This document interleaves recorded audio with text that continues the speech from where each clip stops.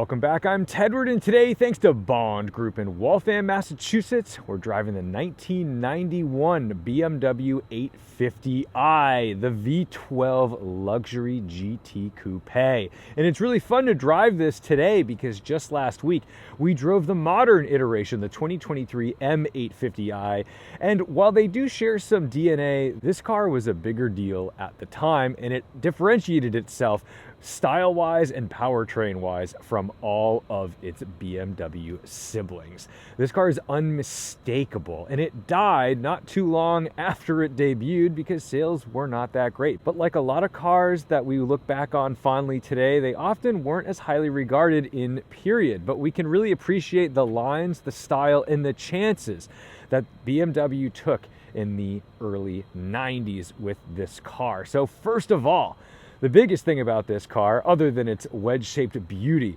is its engine. It has an M70 V50. It's a V12 with 5 liters of displacement, no turbos, but only makes 296 horsepower and about 332 pound-feet of torque, all driving the rear wheels. No all-wheel drive back in these days. You're lucky if you get ABS back in these days. But one of the cool things about this car is I'm pretty sure this was the first V12 mated to a 6-speed manual production car. So that is pretty unique and something that you wouldn't have found anywhere else, certainly not from the Italians. I think everyone else was still using 5 speeds.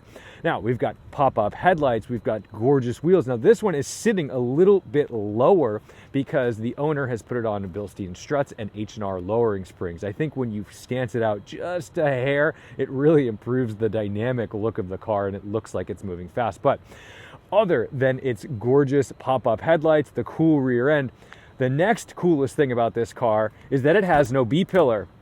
This is my favorite feature of the 850, and we are going to put these windows down when I can find the key out of my pocket here and show you what I'm talking about, because even the gauge cluster is unique to this car. We have so much to talk about. This is fun. Let's get these windows down.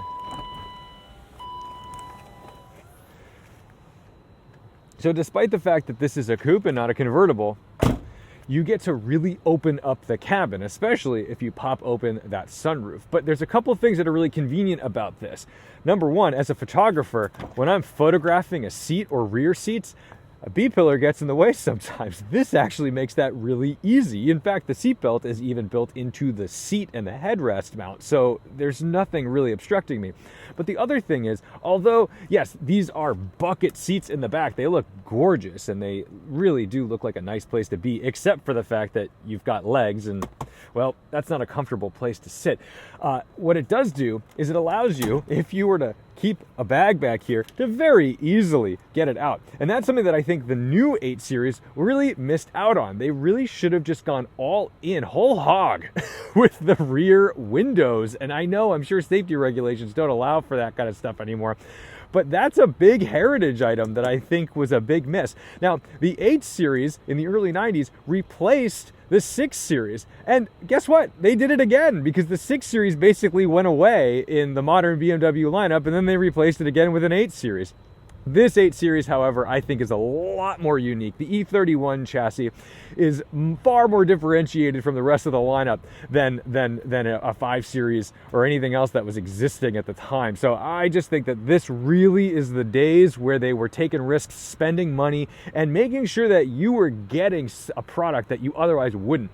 Let's get it started because I would like to have the rumble of this V12 illuminating this video as we walk around it. Is that not one of the best starter sounds you have ever heard in your entire life? I don't know if it's because I'm a car guy or because I fetishize V12s, but there's something about that starter sound that absolutely does it for me. Now, it's also got a super sprint exhaust on the rear, so it's got a little bit more juice for whoever is behind you. Oh my goodness, and you can see that right here in these monster quad tips. In the boot, plenty of room for stuff. I mean, it's not enormous, but it'll do. You've got a 6 CD changer back here. Check that bad boy out. Oh yeah. Get your Peter Gabriel in there, show everybody what you got. And the other thing about this car, and this is always the BMW files need to know, How many tools are left? Oh boy, all the tools are left. Even the BMW Roundel emblem on the rag. Come on, we love to see it. This is good stuff. And another phenomenal feature, pop-up headlights. This is fantastic because it lowers the coefficient of drag. It makes the car more sleek during the daytime. At night, of course, if you're trying to illuminate the road you're driving 160 miles an hour on, well, you are probably gonna have to push a little bit harder on that throttle because you've got a bit more wind resistance. But you can also get under the hood, and that's where we reveal this fantastic power plant. But remember, this M70, this is not really like race car stuff. When we get into E39 M5 territory and we get the S62, that engine starts to feel a lot more race-oriented, a lot more performance-oriented. This is a little more luxurious. It's wafting on torque. It has more torque than horsepower. It's not a high revving engine, but it's very exciting to have a distinct engine in a car that otherwise would have been shared with everything else, because this V12 would have really only been seen in the 7 Series, the high-end 7 Series, the 750. So anyway, let's close it up and take it for a ride. Oh, I love the way this closes. It's just got such it feels like you're closing a cabinet. They really just went all out. This feels so overbuilt. This car originally came on a 16-inch wheel. The owner has replaced it with the M Parallels, and they're on a 245 section tire up front and a 275 section in the rear, wrapped in nice new Continental Extreme contacts. We like to see new rubber on these cars. I'm excited to drive this car on a more proper wheel. And not only that, these are not refurbished wheels. These are like original wheels that he bought from EAG, and they've never been used. They've never been mounted to a car. So we got to try to be nice to them today so as not to show them the business end of a New England pothole. Oh, and look at this. Useless, but wonderful. The built-in car phone. These were the days. Somebody was wheeling and dealing in this BMW 850. Ashtray with a cigarette lighter. Cool controls. I love the center stack. Everything's very driver focused. 6-speed manual gearbox. You've got fog lights. You've got your headlights. You've got your, where's the ASC button? It's somewhere. There it is. There's your stability control and dual glove boxes, baby. See, that's what you could do when you didn't have to worry about an airbag. Seatbelt, never a far reach. You don't have to have the BMW Butler pulling it out because it's not far behind you. Very unique gauge cluster here with the intersecting, almost Venn diagram-like tack and speedo. And you can tell just by setting off that this is more tuned for luxury than sportiness, because you've got to put a little bit of travel into that throttle to get some revs.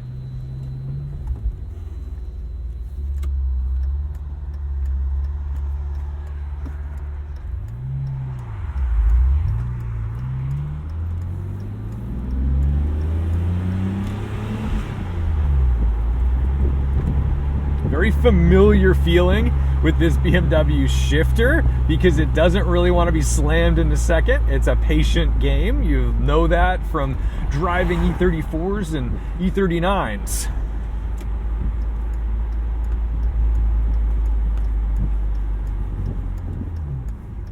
And that's the future of BMW. We're in the past. I think I know where I'd like to be.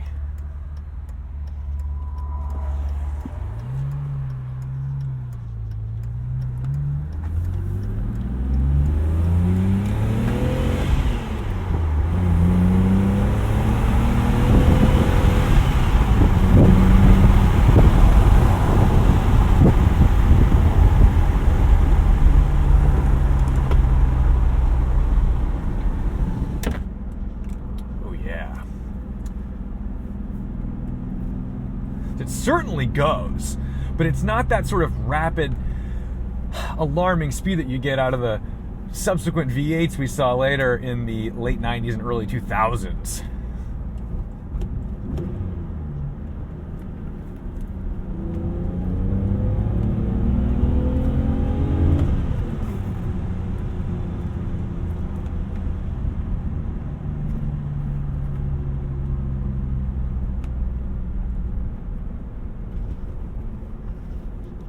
It does have familiar BMW character. We're going to take our time through here because we almost went head on with a Cadillac the other day while we were driving a 1957 356 Carrera GT, something that's worth about $1 million. And yeah, I certainly wouldn't want to go head on with anybody on this one-way street.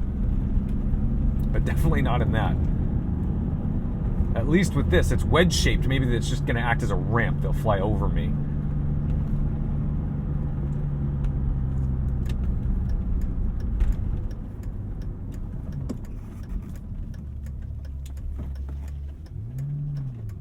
What do we have here? Are they doing God's work? They're repairing potholes? Love to see it.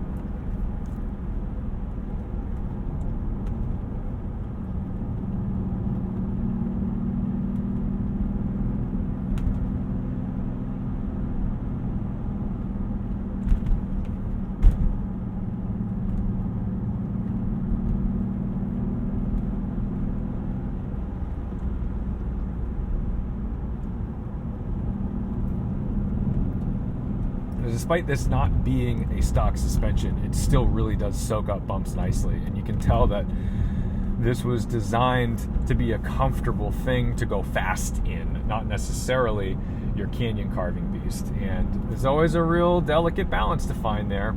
And honestly, I think this kind of plays the game better than the newer one that I drove last week, because that one, there were bumps that I hit on this very same road in that car. Oddly minuscule bumps that seemingly felt like I was sending a shock through the tower I didn't understand, and then there's bigger bumps that it was absorbing, so it was a really confusing suspension, that. But this is composed and supple. It's doing its job.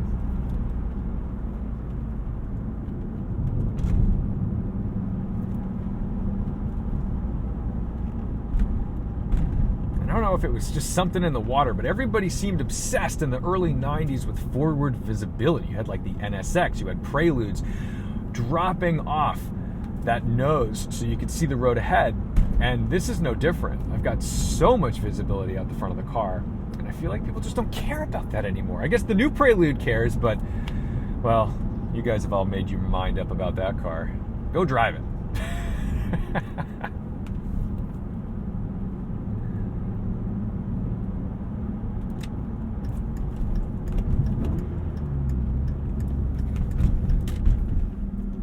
I've not quite gotten my coordination down for my heel toe downshifts in this one. Or not heel toe, just rev matching.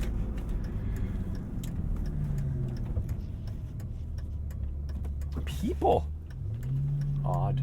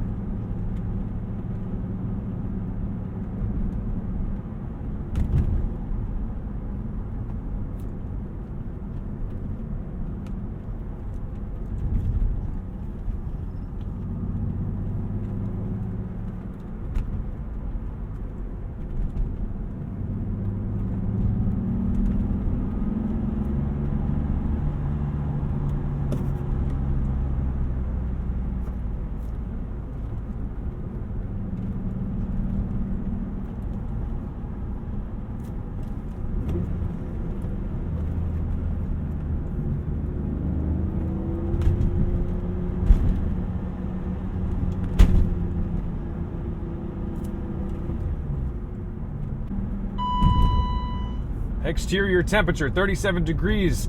The Heritage, baby. My E92 used to scare the hell out of me with stuff like that.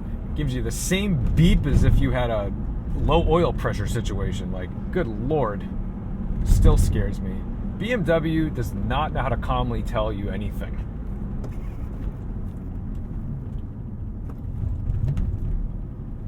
BMW is your mother calling you at 2 in the morning. And you're like, what's wrong? She's like, nothing. Just calling to say hi. And you're like, dude.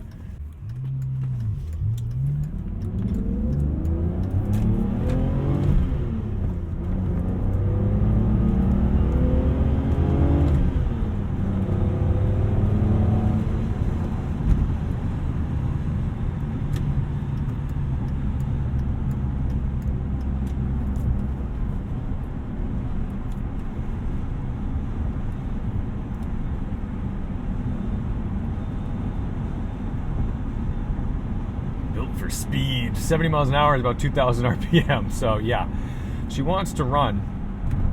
That 1-2 shift in these old BMWs, I'm always a little overly cautious with them. So don't judge me. Don't judge me. 2.3 was clean. What on earth, man? What on earth? That's just... Everyone just give your licenses back.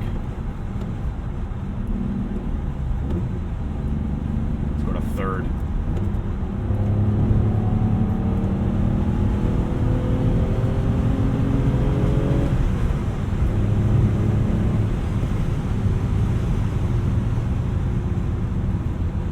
That's the stuff.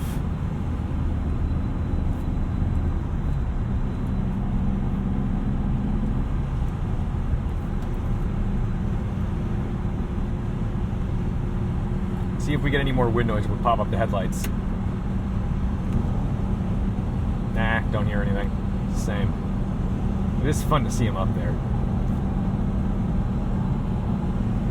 That's what I love about BMWs, though, is that it's that 3.4 in a bigger displacement BMW that really showcases what they went for, what they meant, what they wanted. And it's a shame because in the US, we can't really explore much more than that. You're not really entitled to go that fast unless you're, you know, risking yourself with the law. And maybe we'll do that off camera. We're certainly not going to showcase it. But I think what's really great about these cars is that they really were designed to go fast. And they were really designed not for that 1-2, not for that 0 to 60, but for that, like, 50 to 150. That's the fun stuff. That's where these cars really sing.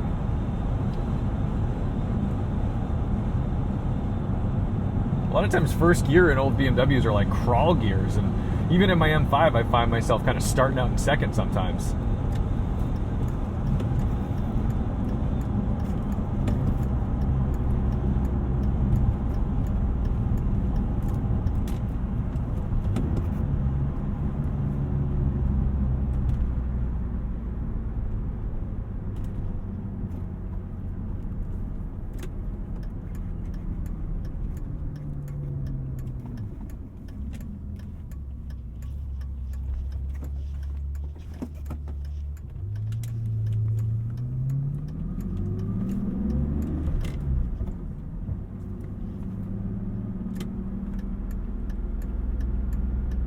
We're going to catch this Highlander in like 2 seconds.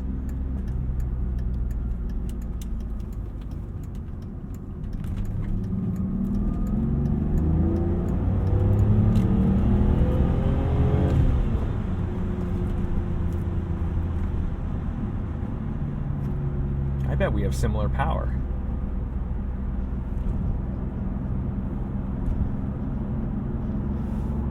Here, we'll leave it in third. I'll show you the torque.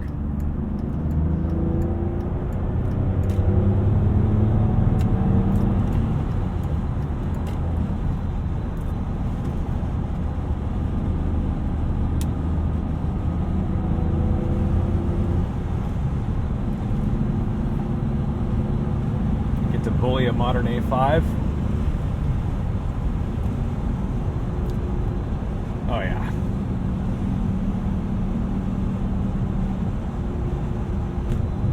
You can tell this just belongs at triple digit speeds. Yeah, this does feel pretty good on the suspension.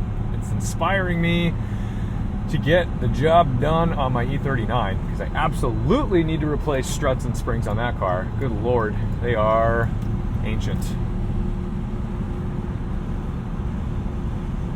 That is some squat. What you got in the back of that thing, buddy?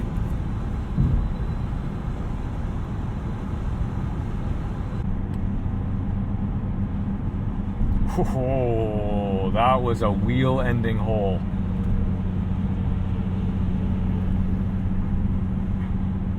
Which brings me to the steering. It's good. It's communicative. It's not instant. Nothing in this car is necessarily instant. Although it has great throttle response, the throttle mapping, the way this pedal moves, nothing is sharp. Same goes for the brakes. Got to dive into those a little bit. It's all damped because it's designed to be luxurious. And there's always that fine line between luxury and tactility that you have to figure out what's that balance before it becomes numb and disconnected. What's the version of luxury that isn't full disassociation from the road? And I think for a 90s car, this strikes that balance pretty darn good.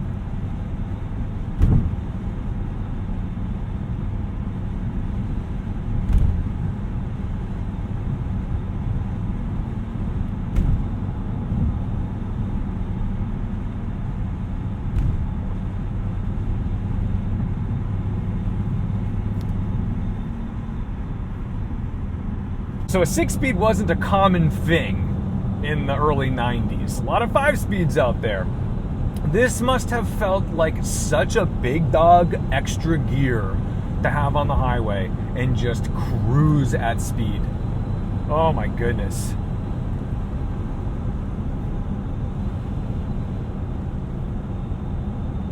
Imagine pulling up to work too. You've got an 850i and your coworker has a brand new BMW, but it's an E30.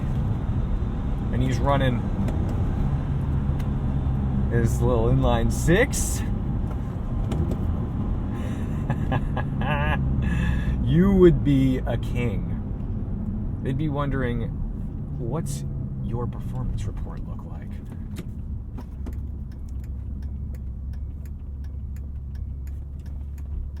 Screen buddy, get off that phone. Thank you.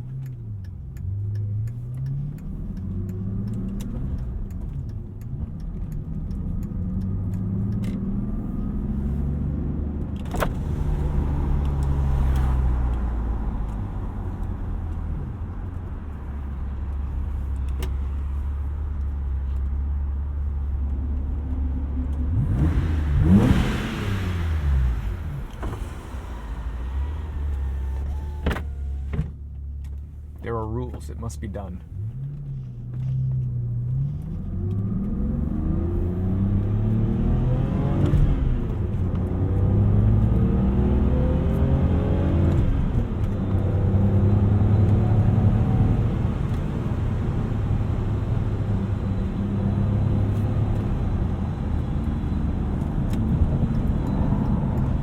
So that very aggressive traction control system cutting in on me. I should have just turned it off because honestly, we had the grip, but it shut me down.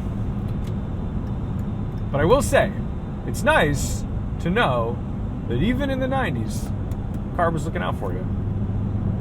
And even nicer to know that the reason that we were losing power was because it was an ASC thing and not simply a check engine light. I'd rather have ASC cutting power than the ignition.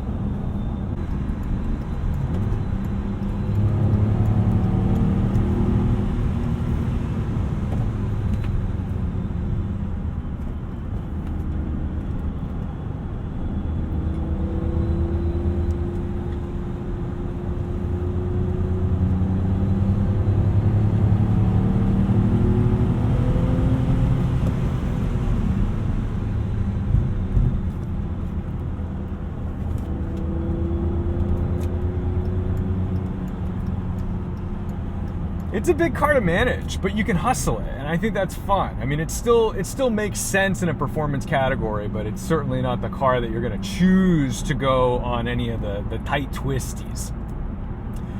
But here's the deal. I think this is reminiscent of a time when car companies were making more distinct models, and that everything wasn't exactly a bean counting platform that needed to supply a chassis, and not everything was a bean counting platform that needed to supply a chassis among multiple segments. So for example, even just look at Honda. You've got the global platform that they're building, the Civic, the CR-V, the Accord. All these cars are all built off of the same chassis, the same platform. Sure, they're maybe wider or longer or whatever, but it's the same thing. And they take an engine and they use them over and over and over again. That guy's brushing his teeth in the car. Huh. Okay, I've actually never seen that before. This is something that I actually have to bring attention to because I have never seen it. Are you seeing this? Yeah, he's brushing his teeth. He's brushing his teeth. He's brushing his tongue. Can you see this? This is the craziest thing I've ever seen in my life. I'm trying to talk about this car. I'm trying to end this video. What is he going to do? Is he going to spit? Where's he going to spit? God, I need him to come up next to me.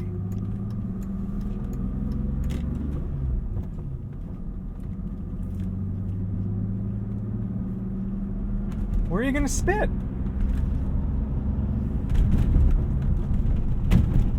Like, I'm not gonna condemn him for good hygiene, because that's impressive. That's a real commitment to the teeth. But what are we talking about here?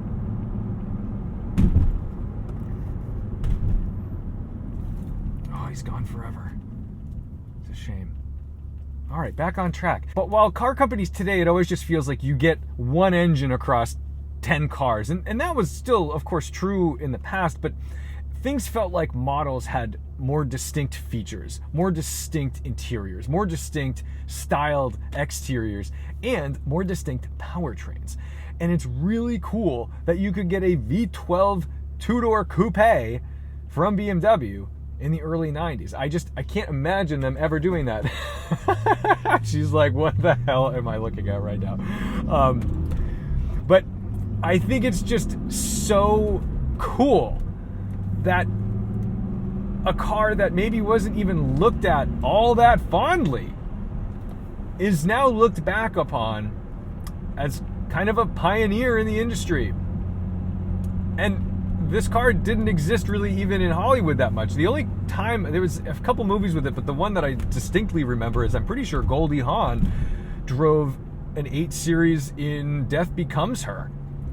And I was like, what is that? And then Meryl Streep, her co-star, drove an SL500. So you had the two like German titans of big displacement coupes, and I don't know, I just think the 8 Series is a more distinctive, wild thing. Maybe it wasn't the better car, and I guess the road is closed, so that's fun too.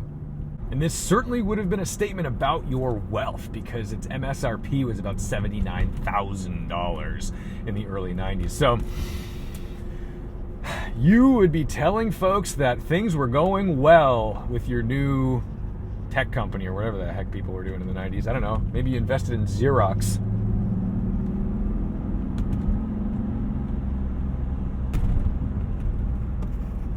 All right. It's not actually a school zone right now, but we will cool it as we conclude our time in the 850i. I love these cars. I think they're really fun. I think you've got to be really committed to it, though, because it can be difficult to find parts for any BMWs in certain regards, and luckily there's an aftermarket for it. But an 850i is a little more distinct, it's a little more unique, and they didn't sell a ton of them, so it's a bit harder to find parts. Even if you're looking for donor cars, that can be a challenge.